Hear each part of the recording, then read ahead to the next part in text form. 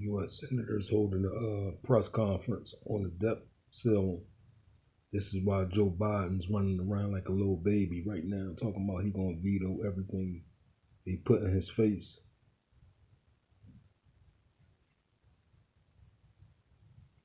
Because he's doing all this reckless spending and don't nobody know where the money at once again. So let's get into this video of the U.S. senators holding a press conference on the debt ceiling. And while Joe Biden running around here like a little baby right now with a soaky diaper. Let's go. The group, so I guess I'm going to lead off this press conference. I'll start just by saying when I got here, when Senator Paul got here in 2011, we were $14.8 trillion in debt. We were spending about $3.6 trillion a year. Revenue is about $2.3 trillion. That obviously shows a $1.3 trillion deficit. Right now, today, currently, we're about $31.5 trillion in debt. We've doubled that over the course. Now, I don't think we're to blame, but it happened while we were here, and we didn't like it at all. The day after the November election, I wrote a column, the Wall Street Journal published it, and what it was is just trying to lay out, if we got the majority here, how we could return function and fiscal sanity to Congress. Now, obviously, we didn't get the majority, so we're not in charge of this, but the House does have a Republican majority, and I was very pleased to see in the whole speaker battle there, and I know it looked a little messy, but I think they accomplished some very good things, because I think hopefully what they did get Speaker McCarthy to agree to is restoring function. And what do I mean by that? We're talking about passing a budget, hopefully one that is as conservative as possible, close to balance as possible. If we can't balance it, well, we're going to have to increase the debt ceiling. But if we do that, we need to use the debt ceiling for the way it was intended to be used. You attach to it fiscal controls. I laid out 4 possibilities. These are just suggestions. Preventing Government Shutdown Act, the REINS Act, the Full Faith and Credit Act, and one that's near and dear to my heart, one of the first pieces of legislation I introduced, reducing the size of the federal government through Attrition Act. You don't have to fire anybody, just quit hiring them. Okay? But anyway, that kind of like that, and then also just but then bring up, use that budget process to bring up individual appropriation bills. Now, why is that important? First of all, you understand the dysfunction of passing these massive omnibus spending bills 2, 3, 4 months into a fiscal year, thousands of pages, nobody reads them, and it just gets passed. Individual appropriation bills, they'll still be massive, but we'll be able to focus on the particular department. We'll be able to see the U.S. Senate, even though someone's doing some serious stealing. They asking for money, voting for money, and then don't have the receipts to show.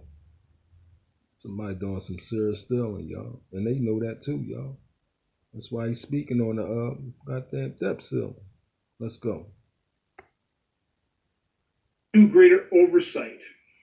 Because part of the problem we have is we just never look at the numbers. And I've got the chart over here. I thought it was interesting when we were going through that debate prior to the omnibus vote. I was asking reporters, I was asking my colleagues, do you know how much we spent last year in the federal government? And quite honestly, nobody knew. But it wasn't their fault. You hear that? All the money they spent, nobody knew where it was going at. That means, like I've been said, somebody doing some serious stealing and need to be held accountable for their actions. Let's go. Nobody knew because we never even talked about it. And I think when I told people $6.3 trillion, a lot of people were shocked. I think most people were shocked. And they should be shocked. Because if you take a look in 2019, prior to the pandemic, we spent $4.4 trillion. That was in all federal government spending was $4.4 trillion. Wow. Had the pandemic not occurred, had we not busted the budget with, unfortunately, an awful lot of wasteful spending reacting to it, and just grown that $4.4 trillion by the rate of inflation and population, Last year we spent wasteful money spending towards it. Wasteful money spending towards it. Let's go. $0.1 trillion. Why do I point that out? Because we're so tantalizing, or we would have been so tantalizingly close to balancing the budget, because last year we got $4.9 trillion worth of revenue. So we need to understand these numbers. We as a Congress need to be looking at these accounts, at these departments. We need to fully understand how the federal government is spending the taxpayers' hard-earned money, and we're not doing it right. You hear that, ladies and gentlemen? Your hard-earned money that they're playing with, the American people. Y'all put them first, they put y'all last. And with this administration sending all this revenue and aid to Ukraine and these other foreign countries, we're going to do a video on that. Part of our current events. Let's go. Right now. So I think there are a number of us that are talking to our House colleagues, meeting with them. I think the main purpose of this press conference, from my standpoint, is to offer support. That they're in the driver's seat. They can pass these bills. They can make this happen. Now, what happens to what they pass the Senate? That's the next step. But initially, and we already know what Joe Biden said. He vetoing everything that they put in front of him. See that? See, ladies and gentlemen, a divided house can't come together. So they coming up with plans on the debt ceiling, and Joe Biden like, oh nah, he acting like a little baby again, y'all. He running around acting like a little baby. He gonna veto everything. And it goes back to the question, do your vote really count? Because it's 275 people vote yea, and one man can veto it. That means your vote didn't count. Let's go. We want to convey to our House colleagues that we respect what they've done. They've got a big task ahead of them. We want to do everything we can to support their efforts, but also encourage them, because the crucial aspect to what they need to do is they have to pass these things with Republican votes. Now, there's a number of us who have never voted for an increase in the debt ceiling.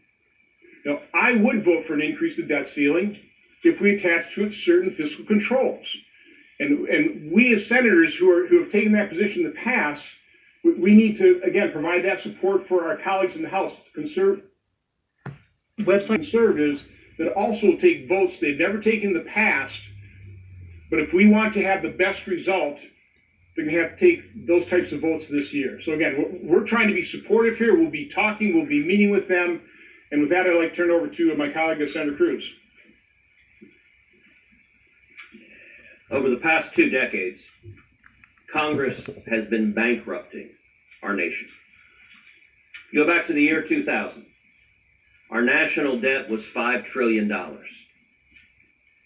That sounds like a wildly different world than where we are today, because it was a wildly different world. Think about that for a moment. 42 presidents over the course of more than 2 centuries had built up a total debt of $5 trillion. Then a Republican came into office, George W. Bush. And over the next 8 years, under a Republican president, our national debt went from $5 trillion to $10 trillion. We doubled the national debt in just 8 years. Then a Democrat came into office, Barack Obama. And over the next 8 years, the national debt doubled yet again, going from 10 trillion to 20 trillion. Now pause and reflect on that. 42 presidents over 2 centuries build $5 trillion in debt.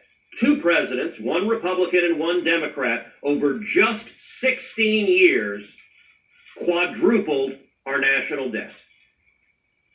And now, over the last 6 years, again with a Republican president and a Democrat president, we've seen national debt grow from $20 trillion to $31.5 trillion.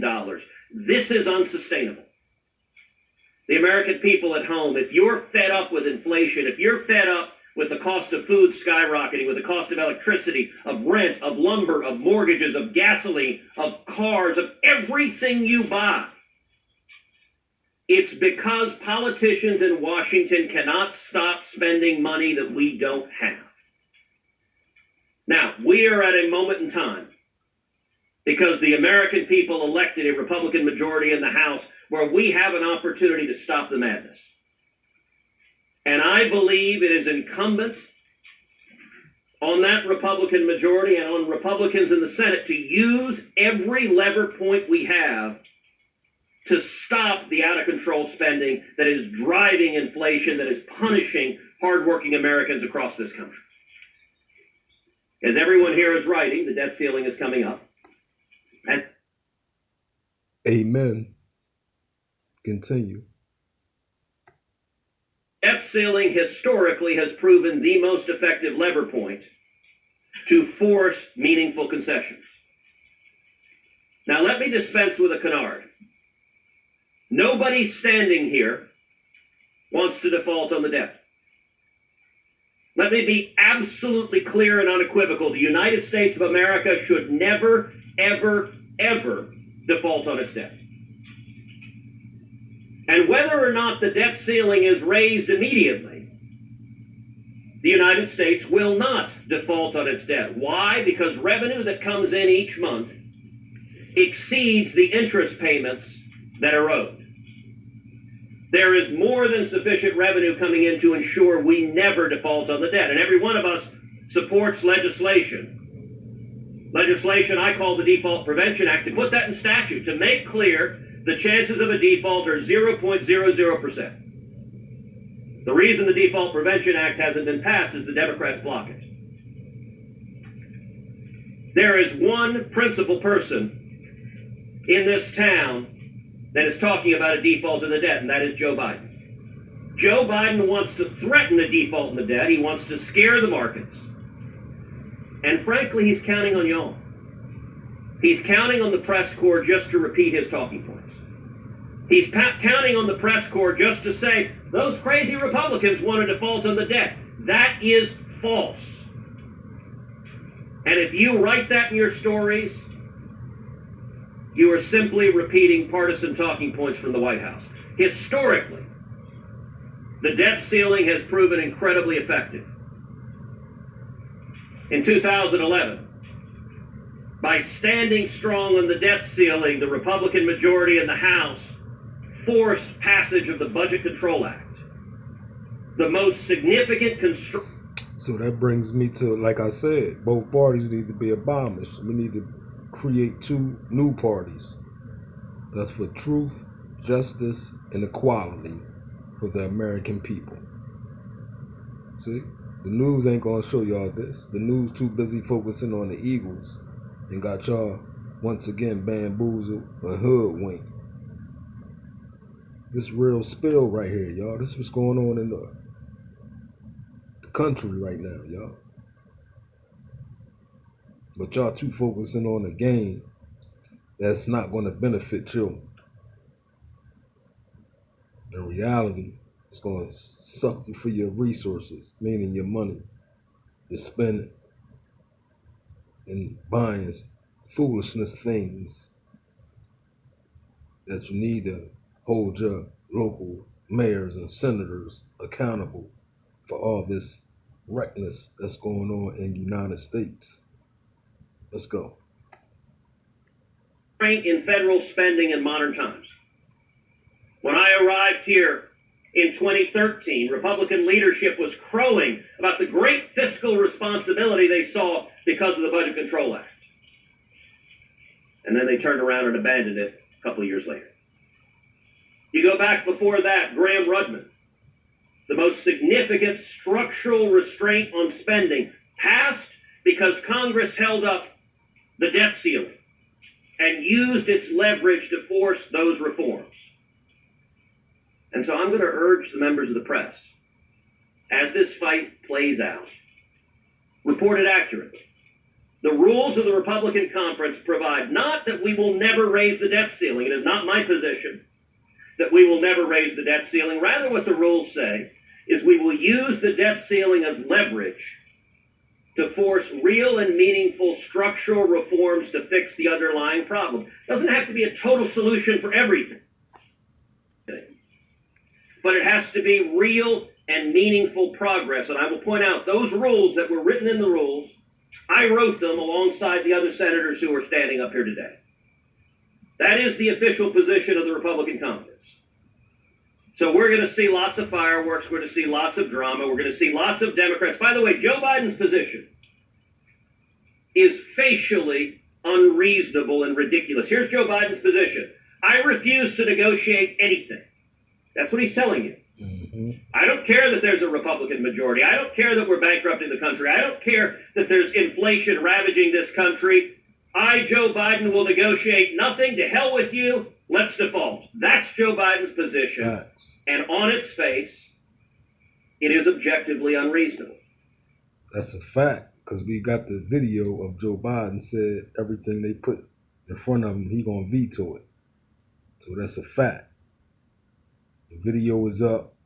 Y'all can watch the video, or we can do current events, however y'all want to do it. The video is up with Joe Biden saying he's going to veto everything they put in front of him. Joe Biden is a senile Scooby-Doo skunk double that need to be overthrown. Let's go. The reason he can take that objectively unreasonable position is because he believes the press will protect him.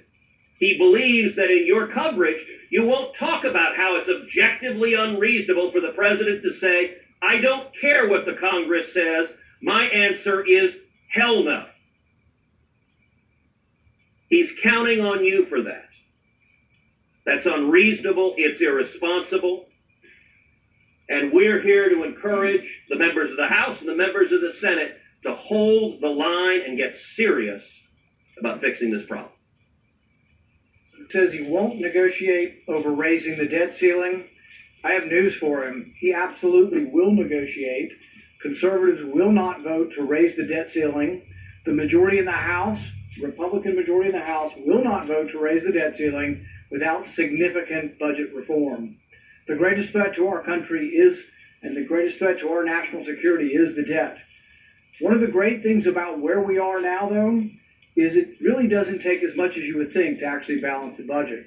In Europe, over half of the countries balance their annual budget. We think of Europe, of Germany and Sweden, of having these large governments, and they do, but they're actually fiscally responsible in the sense that they spend what comes in.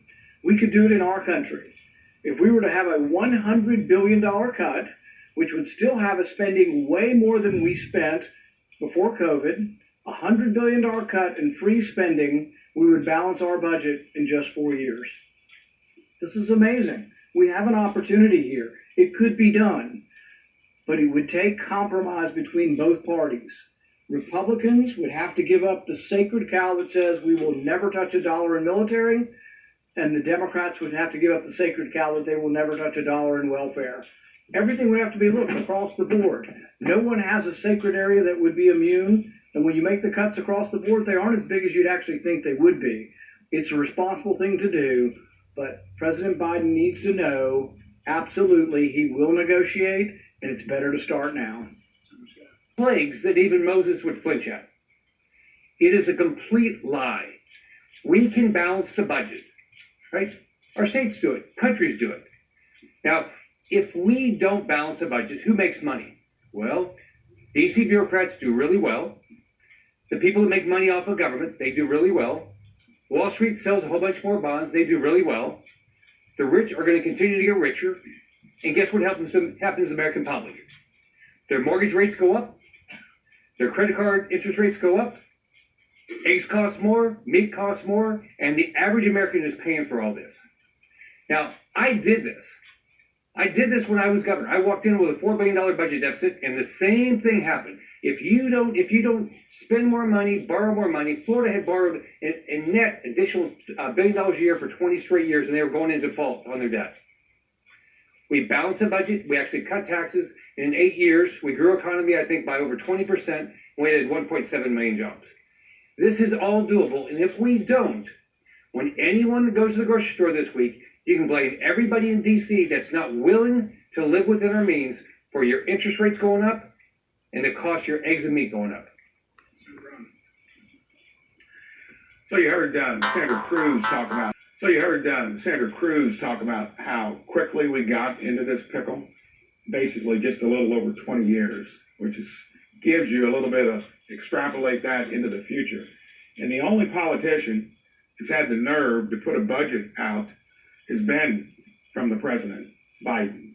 So he, unapologetic about it, shows us from this 31 trillion we're in debt, taking all of us to 45 trillion in just 10 years. And that's way under the mark because interest rates have gone up 4 percentage points by the Fed here recently. So a couple of little fun facts. You remember before Christmas, I asked a reporter to tell me what 1% of 30 trillion was? Anybody remember that? Remember, it wasn't easy to come up with it. And the first guess was 300 million. Well, it's 300 billion. The numbers I just gave you in terms of what Biden is unapologetically and brazenly saying for the future of our country, 45 trillion in debt, doesn't take into consideration the interest cost and the crowding out. And the reason I want you to know what 1% of 30 trillion is, take 4% of 30 trillion. That's the interest that's going to get priced in to the cost of carrying this debt. You do the math with what we're currently paying in interest, that's as much interest as we just spent on that monstrosity of an omnibus bill that just went through the door at 1.7 trillion. And these are numbers for future generations. You ought to just think, what the heck is going on? Who is running the show? And the other thing Senator Cruz said, it's been an equal opportunity endeavor between Democrats and Republicans. Because the folks that have been running the place have been looting the place in the sense that, sure, with the printing press in the basement, with a Y'all hear that? Looting the place. So we know where looting came from. It just didn't start. These characters been looting the goddamn government in the White House for years. Obama looted them for what? 10 million? 10 trillion? Before him, it was Bush for 5 trillion. 15 trillion right there. Now you got your boy Slow Joe Biden in there trying to get 20 trillion. Let's go. that you can swipe year after year. Any knucklehead could do that. And really, knuckleheads have been getting us into the place we are now. And remember the numbers. The numbers always rule in the long run. The heavy weight of that burden will be unescapable. It'll be painful if you don't do what Senator Paul talked about. Exercise a little political discipline and will. Quit trying to please everyone, and that means defense and domestic, and maybe you'll get the ship turned in the right direction. Spending, they are two different pieces of legislation function. So how would you go about this? What would make you feel comfortable in voting for raising for the debt ceiling? Are you talking about the next spending package? Or are you talking about cutting the existing spending package? And just functionally, what would that legislative package look like that you would feel comfortable? Well, again, they're already enacting special measures, and that will go on for months, potentially. Again, we're looking for the conservatives in the House, Republicans, to lead in this effort. And we're going to hopefully influence what they're asking for in exchange for an increase in debt ceiling as they're putting together their budget. I mean, it's all wrapped up together. You have the budget. If the budget's not balanced, you're going to have to increase the debt ceiling. You're going to have, you're going to have to increase it anyway because of what has been agreed to in the past. But we can't really predict exactly when those votes are going to come. But we're just, before you hear today, saying that in order for us and hopefully our Republican colleagues to agree to increase the debt ceiling, whether it's once or twice, we need to attach to it fiscal controls or other spending cuts. Exactly what those are, we're not willing to lay out here today. We're going to be doing that in consultation with the House. I mean, that would be a big part of it, though, right? When you go to cut, like, at what point would you, I mean, Senator Paul, you alluded to it, that you've got to touch things with the Pentagon, you have to touch intelligence programs probably. At what point will Republicans definitively say, these are the programs that we think should be cut and how much they should be cut? Again, we can't really say that again. I'm personally more concerned about the structural changes right now. I mean, the Preventing Government Shutdown Act, the REINS Act, full faith and credit. And that's an important piece of legislation. I think Senator Scott is reintroducing that. That was a Pat Toomey bill. And that just basically says with the revenue coming in, there's no reason whatsoever to default. Senator Cruz was correct. I mean, this is a scare tactic. We have more than enough revenue coming in to pay Social Security benefits, Medicare benefits, interest on the debt, service our debt, and a lot more spending. When we did this in 2011, they were linked in the same legislation, and you simply institute caps. So if you put caps on numbers, then it's determined by the different committees where exactly they will cut, and that takes time to get up with each individual things. There's no reason why raising the debt ceiling can't have spending caps or limitations on spending in the same bill.